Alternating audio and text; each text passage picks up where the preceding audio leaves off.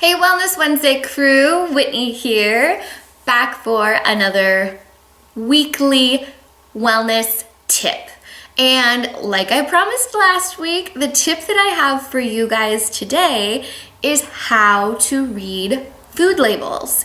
This can be so overwhelming, especially because product companies are really good at marketing the things that they think we want to hear or we want to buy. So what I want to do today is help you guys kind of weed through some of the confusion and better understand what it is that we are reading on our food labels. Now, this can be a bit informative, so I made myself some notes to kind of keep on track. Let's just get started. The first thing that I always look at is the ingredient list.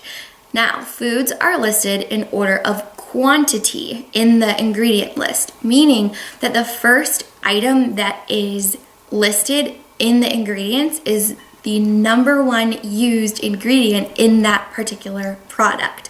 The one at the bottom is the smallest amount that is used in that particular product.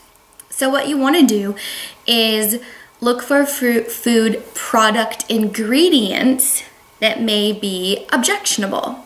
Notice that I did not say food, I said product ingredients. For someone like myself who has trouble with dairy, I look for things like whey isolate or casein or some sort of like dairy alternative, things like that in the ingredient list, because those are things that I'm sensitive to and I want to make sure that I'm not putting them in my body because I have quite an adverse reaction to things like that. Other things like gluten, soy, and corn products can also be found on the ingredient list. So the next thing that you want to look for is complicated chemical names. Basically, if you can't pronounce it, it's probably a chemical that is used to preserve the food, add some sweetness, add some freshness.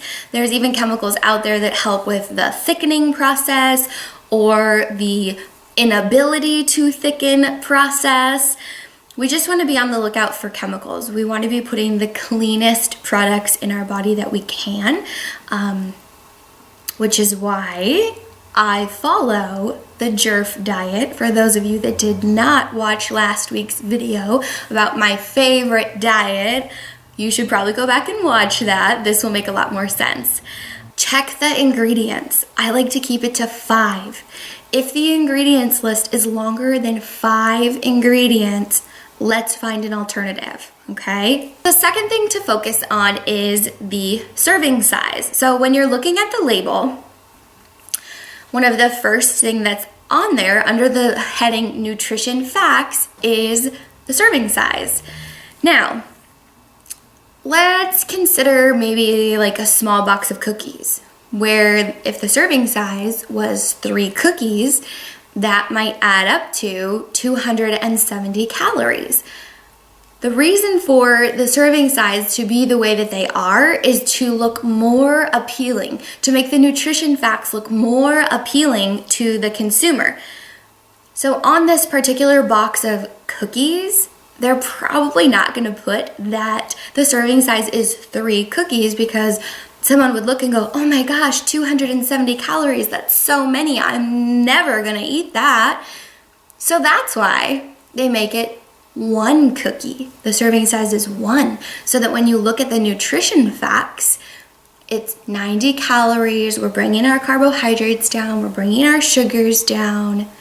But let's be honest, how many of you are going to open up a box of cookies and only eat 1? Not many of us, right? So take a look at the serving size. If you're looking at, carbohydrates, fats, proteins, calories, things like that, look at the serving size. Make sure that you're actually fitting in those parameters based on how much you're eating. The third thing to consider is the percent daily value. And that's going to be on the far right-hand side where it says like daily value and the percentages. What I want you to take away from this is that the majority of your micronutrients, i.e. vitamins, minerals, things like that, should be coming from real food, okay? Plants, meaning vegetables, fruits, real food, micronutrient dense foods. That should be where the majority of our percent daily value is coming from. Now, what I'm saying is we don't need to just focus on these numbers. Big picture, let's eat some real food, you guys, okay? Let's make the majority of our diet consist of foods that don't contain nutrition labels. But I want you to have a general understanding of what it is to be looking for when you are looking at nutrition labels. Why don't we talk about some of the health claims and their definitions, okay? This is where my notes are gonna come in handy. When something is high, okay, high fiber, that means that it's 20% or more of the daily value. 20% doesn't sound very high to me. But how about good?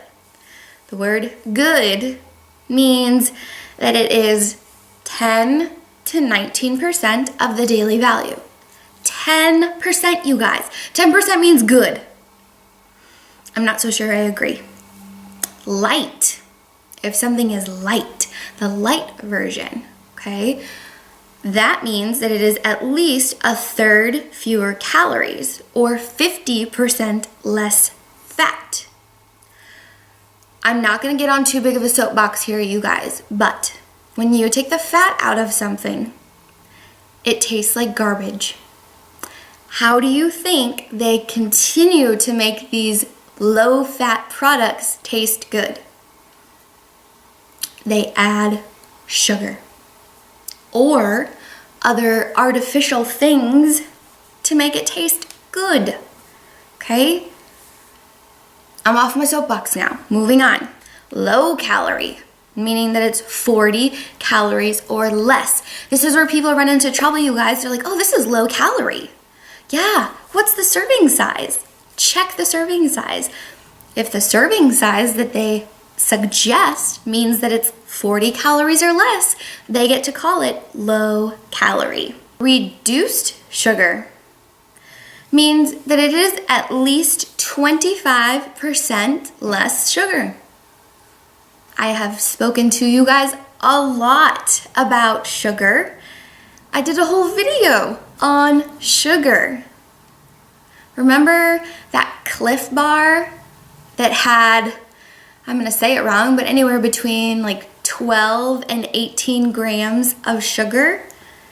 Well, you could call one of those reduced sugar. It would just need to have 25% less grams of sugar. So let's take 12.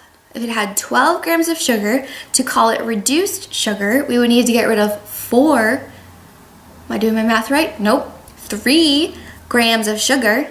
3 grams of sugar off of 12 is 9. That is still over 2 teaspoons of sugar in one healthy granola bar. Do you see where I'm going with these health claims? You've got to have a good understanding of what it is that they're saying, because they're putting these claims on the packaging so that you think that it is a healthier option, so that you think that it is a better option. And I want to make sure that you guys are informed. By no means am I giving you my opinion. In some circumstances, I probably am. But all I want is to make sure that you guys are informed, that you have the information to make a decision for yourself. Let's talk about low fat. Low fat means that it has 3 grams or less of fat per serving, okay? When we're taking the fat out, we've still got to make it taste good. Think about what they have to add to continue to make it taste good. Last one is a good source of fiber. What this means is that it has 2.5 to 4.9 grams of fiber. It can have less than 5 grams of fiber to be considered a good source of fiber.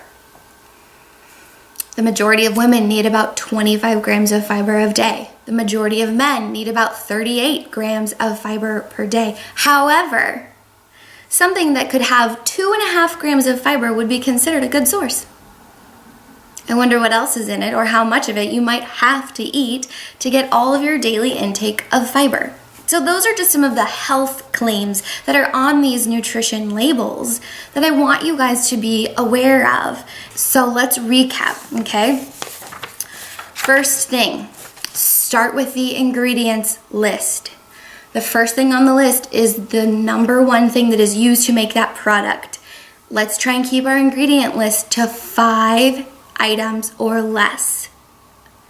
Second, focus on the serving size. When we're looking at or factoring in calories, grams of fat, grams of carbohydrates, grams of sodium, grams of protein, everyone's needs for those things, by the way, is different, okay? But when you're factoring all of that in, you have to take into consideration serving size. And yes, to be more diligent, this probably means that you're gonna have to measure, you're gonna have to keep track, and you're gonna have to be a bit more mindful about the things that you are putting in your mouth. Third thing, percent daily value. The number one takeaway from this is your micronutrients, meaning vitamins and minerals, should primarily be coming from real food. Okay? Not something from a box, not something in a package, not something that you can warm up in the microwave. Real food. And lastly, the health claims.